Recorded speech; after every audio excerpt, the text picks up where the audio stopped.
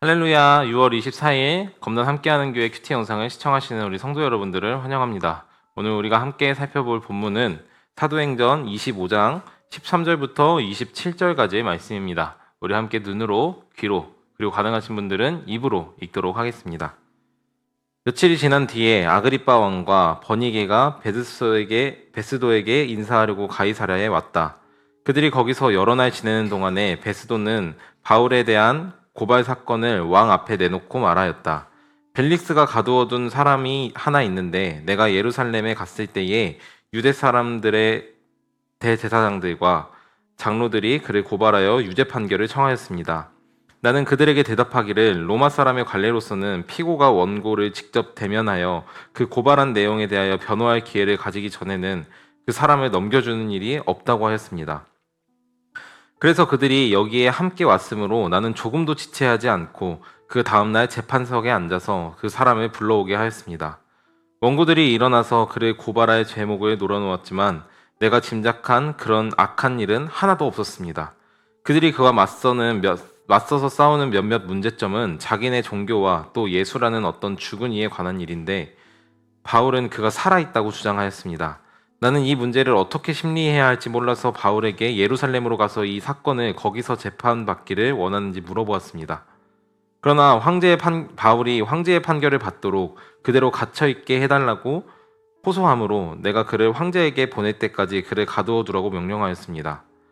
아그리빠가 베스도에게 말하기를 나도 그 사람의 말을 직접 들어보고 싶습니다 하니 베스도가 내일 그의 말을 들어보십시오 하고 대답하였다.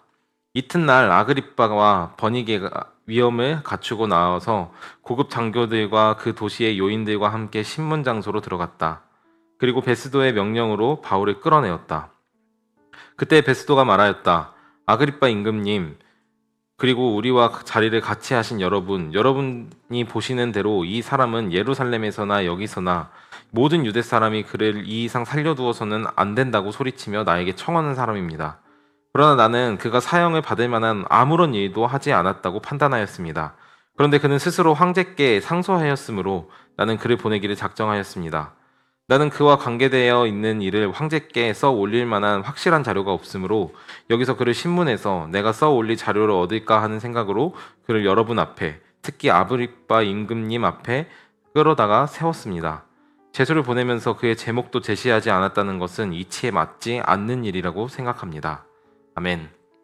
우리가 읽은 말씀은 하나님의 말씀입니다. 복음을 전하는 일은 항상 고난이 수반됩니다. 그 고난의 모양은 각기 달라서 이런 모양이다, 저런 모양이다 할 수 없죠. 누군가는 육체적 고난이, 누군가는 정신적 고난이, 누군가는 상황적 고난이 찾아와 복음을 전하는 일을 방해받곤 합니다. 우리는 흔히 이것을 영적 전쟁이라는 표현을 사용하곤 하는데요. 오늘 바울에게 찾아온 고난, 영적 전쟁 역시 그렇습니다. 사도 바울이 하려는 것은 복음을 많은 사람들, 할 수만 있다면 한 사람이라도 더 많이 전하여 그 사람이 그 복음으로 인해 다시 구원받는 새 사람이 되는 것이 바울이 하고자 했던 목적인데요. 세상은 이를 용납하지 않는 듯 합니다. 오늘 사도 바울에 대한 평가를 통해 우리의 삶의 위로와 격려, 또 많은 도전을 받는 시간이 되기를 바랍니다. 사도 바울은 이스라엘 사람들에 의해서 고소를 당했고 그 고소에 의해 갇혀있는 상태입니다. 이런 바울을 신문하는 사람이 있는데 바로 오늘 나오는 베스도라는 사람이죠. 그 이전에 이미 벨릭스에 의해서 갇혀서 베스도에게 인계되었는데요. 이 벨릭스라는 사람은 유대 종교, 특별히 바울이 전하는 하나님에 대해서 궁금함이 많은 사람이었고 동시에 자기 이익에 대해서 관심이 많은 사람이었다라고 우리 주일날 본문에서 이야기하고 있습니다. 그런 그가 이제 베스도에게 이 사건을 넘기면서 베스도는 사도 바울이 자신의 이 처우를 예루살렘이 아닌 로마 황제에게 재판받기를 바란다라는 이야기를 하는 것을 통해서 이가 도대체 무슨 죄목으로 끌려오는지에 대해서 평가를 합니다. 그래서 이 경위를 듣게 되는데 정확히는 바울에게 너를 내가 로마 황제에게로 데려가기 위해서는 너의 죄몫이 필요하다. 그러나 내가 너에게서 어떠한 제목도 발견하지 못했으니 차라리 예루살렘에 가서 이스라엘 사람들에게서 재판을 받는 게 어떻겠냐라고 이야기를 하는 모습인 거죠. 이 베스도가 아그리빠 왕을 만나서 하는 이야기가 굉장히 인상 깊습니다. 그런데 이제 우리가 먼저는 이 아그리빠 왕에 대해서 알아야 할 것 같은데요.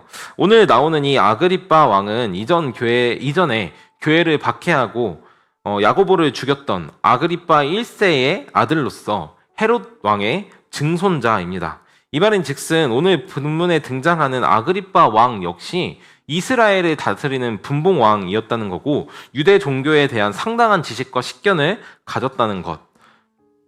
그래서 이 베스도는 자신의 생각이 과연 옳은지, 내가 지금 잘못 평가하고 있는 것은 아닌지에 대해서 상담을 요청했다라는 점이죠. 그렇다면 이스라엘 사람들이 바울을 고소한 내용이 무엇이었을까요? 바울이 고소를 당한 이유는 바로 이것입니다. 먼저로는 그 예수 그리스도에 대한 것을 전했다는 것인데 로마의 통치자였던 이 베스도에게 데리고 왔다라는 사실은 즉 로마의 법을 어겼다라는 것입니다. 이스라엘은 당시 로마의 식민 지배를 받던 나라로서 이스라엘 법 위에 로마법이 있었기 때문에 로마법을 어기지 않는 한 로마 사람에게 고소가 불가능한 상태인 것이죠. 예수님이 십자가에 달려 죽으실 당시 그가 자기 스스로 유대인의 왕, 즉 로마 황제를 대적하는 사람이라는 누명을 쓰시고 이에 대해서 빌라도가 유죄 선고를 내렸던 것을 기억하실 것입니다. 그것은 정말 얼토당토하지 않은 이유였습니다. 그렇기에 예수님은 사회적으로나 율법적으로나 아무런 죄가 없음에도 불구하고 십자가에 달려 죽으심으로 우리의 모든 죄를 지신 분이 되신 것입니다. 그리고 바울 역시 비슷한 누명을 지금 쓰고 있지만 이번에는 그 양상이 조금은 다른 것 같습니다. 이 재판을 맡은 이 베스도라는 사람이 바울의 그가 하는 변론에서 어떠한 잘못도 찾아내지 못했다라고 이야기를 하고 그렇기 때문에 로마 황제에게 데려갈 수 없다라고 이야기를 하는 것이죠. 바울이 전한 복음은 사회적인 무리를 일으킬 만한 어떤 요소도 없었고 사이비적 요소가 없었다는 것을 확인한 것이죠. 여기서 이단과 사이비의 차이를 우리가 잘 알아야 혼용하지 않을 수 있을 거라고 생각하는데요. 이단과 사이비에는 공통점이 있지만 차이점 역시 있습니다. 그들은 성경과는 다른 가르침을 준다는 것에 있어서 동의를 하지만 이단은 친사회적이라고 한다면 사이비는 반사회적이라고 이야기할 수 있습니다. 즉 사도 바울은 그가 가르치는 여러 가르침이 사이비적, 즉 반사회적인 부분이 없고 오히려 이 로마 사회를 더욱 좋게 만든다라는 것에 대해서 베스도는 확신했던 것 같습니다. 사랑하는 검단 함께하는 교회 성도 여러분, 오늘 베스도를 통해서 우리가 전하는 복음이 어때야 하는가가 드러납니다.